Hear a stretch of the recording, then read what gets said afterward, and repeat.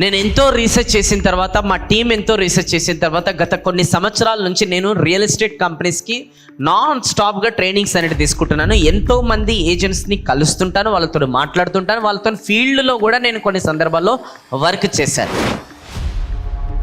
ఇవన్నీ చూసిన తర్వాత నేను కొన్ని పాయింట్స్ అనేది అబ్జర్వ్ చేశాను. ఆ కొన్ని పాయింట్స్లో ఒక పాయింట్ మీకు ఏం చెప్పాలనుకుంటున్నానంటే, 6 పాయింట్స్ ఒకవేళ మీరు దానిపైన వర్క్ చేయకపోతే దయచేసి రియల్ ఎస్టేట్ ఏజెంట్ కావద్దని నేను రిక్వెస్ట్ చేస్తున్నా, సేల్స్ పర్సన్ కావద్దని రిక్వెస్ట్ చేస్తున్నా.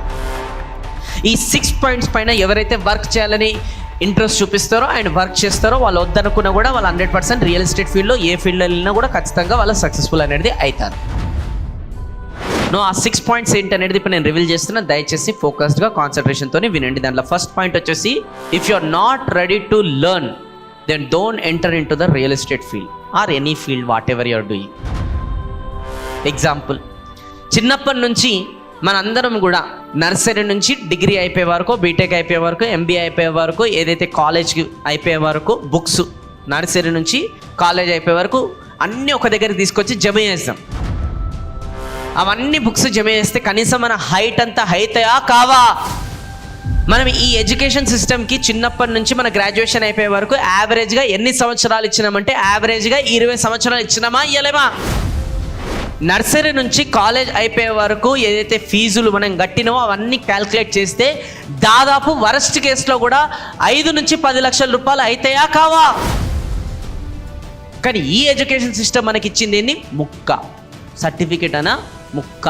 ఆ ముక్కను తీసుకొని ఎక్కడన్నా పోతే 20, 30, 50 వేల జాబ్ తప్ప ఇంకా ఏమి ఎక్కడ ఉపయోగపడతలేదు జీవితంలో. ఎస్ఆర్ను మరి ఈరోజు 50,000, 20,000, 10,000 నెలకి సంపాదించేటట్టు ఎలిజిబిలిటీ క్రియేట్ చేసిన ఆ ముక్కకే 10 లక్షల రూపాయలు ఇచ్చి, 20 సంవత్సరాల రూపాయలు ఇచ్చి, అంటే 20 సంవత్సరాలు ఇచ్చి మీ హైట్ బుక్స్ అనేది చదివారు. ఏదైతే జీవితాలే మార్చేస్తున్న ఫీల్డ్, లక్షల రూపాయలు సంపాదిస్తున్న ఫీల్డ్కి ఆ మాత్రం బుక్కులు కూడా చదవరు, ఆ మాత్రం ఇన్వెస్ట్మెంట్ కూడా చేయరు, ఆ మాత్రం టైం కూడా ఇయ్యరు. ఇమీడియట్గా 1 నెల, 2 నెలలు, 3 నెలలు బిజినెస్ కాకపోతే వేరే కంపెనీలకు జంప్ అవుతున్నారు, లేదంటే వేరే టీంలోకి జంప్ అవుతున్నారు. అంతేగాని ఎవరు కూడా ఈరోజు అయ్యో నేను కస్టమర్ని ఎట్లా తీసుకురావాలో నేర్చుకోలేకపోయానే, టీంని ఎట్లా బిల్డ్ చేయాలో నేర్చుకోలేకపోయానే, అసలు కంపెనీకి ఏదో టైం ఇచ్చినా, నాకేదో టైం ఇచ్చినా అని ఎవరు కూడా అనలైజ్ చేస్తలేరు. కనీసం ఇప్పటికన్నా అర్థం చేసుకోండి దయచేసి. ఏదైతే ఫీల్డ్లో మీరు ఒక లర్నింగ్ అనేది టైం ఇయ్యారో ఆ ఫీల్డ్లో ఎప్పుడు కూడా మీరు సక్సెస్ఫుల్ కారు. రెండో point, not having a goal. దీనికి ఒక ఎగ్జాంపుల్ కూడా చెప్తాను నేను మీకు. ఒక రైల్వే స్టేషన్ ఉంది. ఒక ఫస్ట్ ఏ పర్సన్ వెళ్ళాడు, సార్ టికెట్ ఇవ్వండి అన్నాడు. ఆ పర్సన్ అడిగాడు, ఎక్కడికి ఇవ్వాలి బాబు? నాకు తెలియదు సార్, టికెట్ ఇవ్వండి. అరే ఎక్కడికి ఇవ్వాలి, ఏ ట్రైన్కి ఇవ్వాలి, ఏ డేట్కి ఇవ్వాలి, ఏ టైంకి ఇవ్వాలి, ఏ సీటు తెలిస్తేనే కదా ఇవ్వగలుగుతా. నాకు తెలియదు సార్, టికెట్ ఇవ్వండి. పో సెక్యూరిటీ తీసుకో. ఇంకోటి వచ్చింది, బి పర్సన్, సార్ టికెట్ ఇవ్వండి. ఎక్కడికి? గోవాకి. క్లారిటీ ఉంది మనం. ఎప్పుడు? తెలియదు. ఏ ట్రైన్? తెలియదు. సరే ఫోన్, ఏ సీట్? తెలియదు. ఎక్కడ పోతావు? గోవా. టికెట్ ఇవ్వండి. ట్రైన్ తీసుకెళ్ళండి రాబు, ఈయన కూడా తీసుకెళ్ళండి, గుచ్చుకోవాలి. ఇంకోటి వచ్చింది, సార్ టికెట్ ఇవ్వండి. ఎక్కడికి? గోవాకి, పలానా డేట్కి, పలానా టైంకి, పలానా ట్రైన్కి, ఏసీ బర్త్, ఆ లోవర్ సీట్, ఆ టికెట్ నాకు ఇవ్వండి. టికెట్ తీసుకున్నాడు, పోయాడు, మనోడు ట్రైనింగ్ ప్రోగ్రామ్ అటెండ్ అయ్యాడు, ఎంజాయ్ చేశాడు, దాని తర్వాత వచ్చాడు, దాని తర్వాత సక్సెస్ అయ్యి ముంగడికి వెళ్ళాడు. అంటే ఈ ప్రపంచంలో ఒక 70%కి ఎందుకు రియల్ ఎస్టేట్లోకి వచ్చినాం, ఎందుకు చేస్తున్నాం, ఎందుకు కస్టమర్ని తీసుకురావాలి, ఎందుకు డబ్బులు సంపాదించాలి, క్లారిటీ లేదు. వస్తారు పోతారు అంతే వాళ్ళు. సరే ఈ కంపెనీ కాదు వేరే కంపెనీకి పోతారు, ఎందుకు చేంజ్ అయ్యారో ఆ కంపెనీ కూడా క్లారిటీ లేదు పాపం వాళ్ళకి. ఇంకొక 20% ఉంటారండి. ఆ 20% ఏంటంటే కంపెనీకి ఎందుకు వచ్చారో తెలుసు, నెలకి ఎంత సంపాదించాలో కూడా తెలుసు, కాకపోతే దానికోసం ఎంతమంది కస్టమర్స్ తీసుకురావాలి, వారానికి ఎంతమంది కస్టమర్స్ తీసుకురావాలి, ఎన్ని డీల్ క్లోజ్ అయితే యావరేజ్ తీయడం అనేది వాళ్ళకి తెలియదు. జస్ట్ వాళ్ళు కూడా ఫ్లోలోనే పోతారు 20%. కానీ 10%కి మాత్రమే క్లియర్ క్లారిటీ ఉంటుంది. సంవత్సరానికి ఎంత సంపాదించాలి, నెలకు ఎంత సంపాదించాలి, నెలకి ఎంత సంపాదించాలంటే వారానికి ఎంతమంది కస్టమర్లు తీసుకురావాలి, ఎన్ని డీల్ క్లోజ్ చేయాలి, దాని తగ్గట్టు ఎక్కడెక్కడ నేను ఉన్నానని మార్కెట్లో మార్కెటింగ్ చేసి తెలియాలి అని క్లియర్గా 10%కి తెలుసు. ఆ 10% మాత్రమే ఈరోజు మార్కెట్ని ఏలుతున్నారు. అందుకోసం ఒక గోల్ అనేది పెట్టుకొని ఈరోజు నుంచి ముంగడుకు వెళ్ళండి. మూడోది, ప్రోకాస్టినేటర్. కొంతమంది ఈ మ్యాజిక్ బ్రిక్స్లో ఇంకా కొన్ని దాంట్లో లీడ్స్ కోసం పెయిడ్ ఇది అనేది మెంబర్షిప్ తీసుకుంటారు. పెయిడ్ మెంబర్షిప్ తీసుకొని తీరా ఏమవుతుందనంటే ఆ లీడ్స్ ఏవైతే వస్తాయో 3 రోజుల తర్వాత 4 రోజుల తర్వాత, హలో సార్ కిషోర్ సార్, అదే సార్ మీ ఎంక్వైరీ వచ్చింది సార్ మీది, అందుకోసం నేను ఫోన్ చేసిన, చెప్పండి సార్ మరి ఎప్పుడు సైట్ విజిట్ చేయమనుకుంటే, బాబు ఆల్రెడీ నాకు వేరే వాళ్ళు ఫోన్ చేశారు, సైట్ ట్రిప్ కూడా అయిపోయింది, నేను ప్లాట్ కూడా రిజిస్ట్రేషన్ అయిపోయింది, థ్యాంక్ యూ అబ్బా, పెట్టి ఫోన్. అరే పెయిడ్ మెంబర్షిప్లు తీసుకొని అన్నీ తీసుకొని కస్టమర్స్కి 2 రోజుల తర్వాత నాకు 3 ఉన్నప్పుడు ఫోన్ చేస్తా అని చెప్పేసి మెల్లగా చేసుకుంటూ కూస్తే అక్కడ వెళ్ళిపోతుంది. జీవితాంతం ఒక విషయం అనేది క్లియర్గా గుర్తుపెట్టుకోండి, మీరు మార్కెట్లో బిజినెస్ చేయకపోతే మీ పక్కనోడు వచ్చి బిజినెస్ చేస్తాడు. మీరు కస్టమర్స్కి ప్లాట్ సేల్ చేయకపోతే మీ పక్కనోడు వచ్చేసి ప్లాట్ సేల్ చేస్తాడు, డౌటే లేదు ఇలా. అంతేగాని మెల్లగా చేసుకుందాం, మెల్లగా చూసుకుందాం, ఇట్లాంటి యాటిట్యూడ్ అస్సలు రావద్దు. 4th point, over confident. కొంతమందికి ఫీల్డ్లోకి వచ్చిన తర్వాత ఓవర్ కాన్ఫిడెంట్ కొంతమందికి డే బై డే పెరుగుతుంది. ఎట్లా? కొంచెం చారాన నాలెడ్జ్ తీసుకుంటారు, రూపాయి బిల్డప్ కొడతారు అన్నమాట. నాకు అన్నీ తెలుసు, క్వశ్చన్ అడుగు, అన్నీ తెలుసు, మనకి చెప్తున్నావా? ఏమిటికి ఏం లేదు కానీ ఓవర్ కాన్ఫిడెంట్ అనమాట. సో అందుకోసం దయచేసి చెప్తున్నాను, ఓవర్ కాన్ఫిడెంట్ అనే యాటిట్యూడ్ ఈ ఫీల్డ్లో ఎప్పుడు కూడా రావద్దు.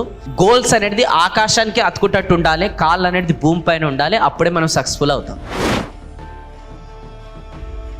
నెక్స్ట్ 5th పాయింట్, చాలా ఫాస్ట్గా ఈ ప్రొఫెషనల్ ఎంటర్ అయిన తర్వాత ఈజీగా గివ్ అప్ చేసేస్తున్నారు. ఎగ్జాంపుల్, సండే రోజు పాపం చాలా కొంతమంది ప్లాన్ చేసుకుంటారు. ఒక 2-3 ఫ్రెండ్స్కి ఫోన్ చేస్తారు, అరే మన దగ్గర ఒక మంచి వెంచర్ ఉంది, సండే రోజు కార్ కూడా ఫ్రీగానే మంచిగా పోయేసి వస్తాం, నచ్చితే గూగును లేకపోతే వద్దు, ఏం ఫోర్స్ లేదు. వాళ్ళు 5 మంది ఫ్రెండ్స్ ఓకే ఓకే ఓకే అంటారు. దాని తర్వాత పొద్దున సండే రోజు ఫోన్ చేస్తాడు ఈ పర్సన్, ద నంబర్ యువర్ కాలింగ్స్ ఇచ్చినా, ఇంకో 4 అయితే ఫోనే లేవంటారు. ఇక ఈ పర్సన్ ఫుల్ డిసప్పాయింట్లు ఉంటాడు. ఇక దాని తర్వాత సీనియర్ లీడర్ ఫోన్ చేసి ఏమైంది వస్తున్నాం, అమ్మో సీనియర్ లీడర్ అని ఫోన్ స్విచ్ ఆఫ్ చేసి వాడుకుంటాడు. ఫాస్ట్ గివ్ అప్ చేస్తారు. మళ్ళీ పాపం phone it's okay, first Sunday ఇట్లా అయిపోయిందని చెప్పేసి నెక్స్ట్ సండే కూడా ట్రై చేస్తారు అనమాట. నెక్స్ట్ సండే కూడా మళ్ళీ హ్యాండ్ ఇస్తారు. అప్పుడు మనోడు ఏం చేస్తా, ఇది మనతో నచ్చిపాటు కాదు ఇట్లాంటివన్నీ ఫీల్డ్, ఇది వేరే వాళ్ళకి అయితే మనతో ఇవి కావాలని చెప్పేసి గివ్ అప్ చేస్తారు. ఇంకా కొంతమంది రియల్ ఎస్టేట్ ఫీల్డ్లో పాపం 1-2 నెలలు 3 నెలలు 4 నెలలు 5 నెలలు ట్రై చేస్తారు. దాని తర్వాత గివ్ అప్ చేసేస్తున్నారు. మనతోనే అయితే లేదు, రియల్ ఎస్టేట్ ఫీల్డ్ చాలా టఫ్ ఉంది అని చెప్పి గివ్ అప్ చేస్తున్నారు. చూడండి, గివ్ అప్ అనేది అంత ఈజీగా చేయకండి. ఒక మదర్ 9 months ప్రెగ్నెన్సీ ప్రాసెస్ తర్వాతనే 9th month 1000 తేళ్లు కుడితే ఎంతైతే బాధ భరించాలో అంత బాధ భరిస్తే మనం ఈ భూమి పైనకి వస్తాం. ఆ మదరే 9 నెలలు అంత పేషెన్స్గా వెయిట్ చేస్తున్నాం. కంపెనీకి మనకి ఆ మాత్రం 2, 3, 5 నెలలు ఇవ్వలేమా మన టైం ఫీల్డ్లో. 6th పాయింట్ ఏంటంటే డోంట్ హ్యావ్ పేషెన్స్. చాలా మందికి ఫీల్డ్లోకి వచ్చిన తర్వాత పేషెన్స్ అనేది అస్సలు ఉండలేదు. దయచేసి చెప్తున్నాను నేను, ఒక కంపెనీకి ఒక సీనియర్ లీడర్కి ఎవరైతే వరస్ట్ కేసులో 1 to 3 years గుడ్డిగా పేషెన్స్తోనే ఆ కంపెనీకి సరెండర్ అయి ఉంటారో వాళ్ళు మాత్రమే సక్సెస్ అనేది చూడగలుగుతారు.